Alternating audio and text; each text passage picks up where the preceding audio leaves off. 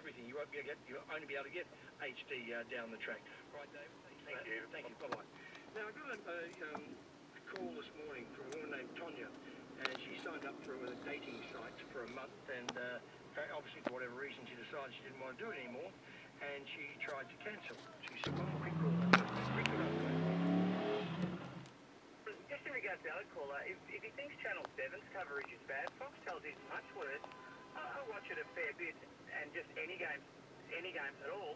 But they pan in too close to the action and don't draw the camera back, so you get perspective of where the ball is on the ground and where it's going to. You just get the incident, but you don't know what's going on around it at all. Well, yes, I mean, when you think of it, places like Channel 9 and Channel 7 and 10 have a lot of cameras. They've had a lot of experience in doing that, Rick. Okay, thanks for